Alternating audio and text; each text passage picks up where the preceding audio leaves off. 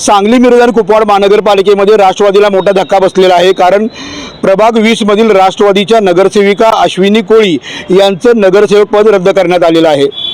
महापालिकेच्या आयुक्तांनी ही कारवाई केलेली आहे।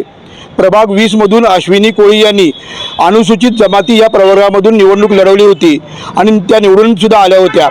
या ठिकाणी शिवसेनेचे विकास सूर्यवंशी हे 2 नंबरवर राहिले होते, तर माजी नगरसेविका स्वाती पारधी ह्या 3 नंबरवर राहिल्या होत्या।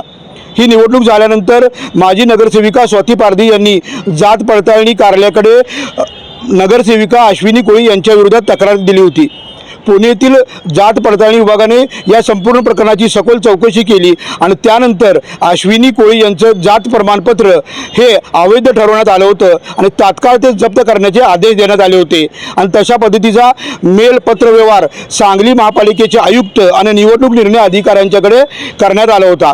मात्र त्यानंतर माजी नगरसेवक योगेंद्र थोरात असतील किंवा माजी नगरसेविका स्वाती पारधी असतील यांनी महापालिकेच्या अधिकाऱ्यांच्या विरुद्ध सुद्धा आरोप केले होते। कारण की त्यांचं म्हणणं होतं की वरून आदेश आले आहेत तरीसुद्धा नगरसेवक पद हे रद्द केलं जात नाही आणि त्या पद्धतीने काल त्यांनी महापालिकेमध्ये आंदोलनसुद्धा केलं होतं।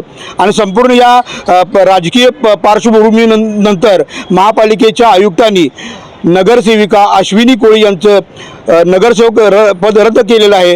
हा राष्ट्रवादीसाठी फार मोठा धक्का मानला जातोय। तक्रारदार या स्वाती पारधी असतील आणि ज्यांच्यावर कारवाई झाली त्या अश्विनी कोळी ह्या माजी नगरसेविका असतील। मात्र या दोघींच्या वादापेक्षाही माजी नगरसेवक योगेंद्र थोरात असतील किंवा विद्यमान नगरसेवक अत्तर नायकवडी किंवा आमदार इद्रिस नायकवडी म्हणजे एकंदरीतच नायकवडी आणि थोरात यांच्या वादामध्ये अश्विनी कोळी यांचा बळी केला आहे असं राजकीय वर्तुळामध्ये चर्चा केली जात आहे। सध्या तरी राष्ट्रवादीला हा फार मोठा धक्का मानला जातोय। कारण की निवडणूक होऊन काही महिनेच झालेले आहेत आणि यामध्येच प्रभाग 20 मधील नगरसेविका अश्विनी कोळी यांचं नगरसेवक पद रद्द करण्यात आलेलं आहे। रवींद्र कांबळे, बंधुता न्यूज, सांगली।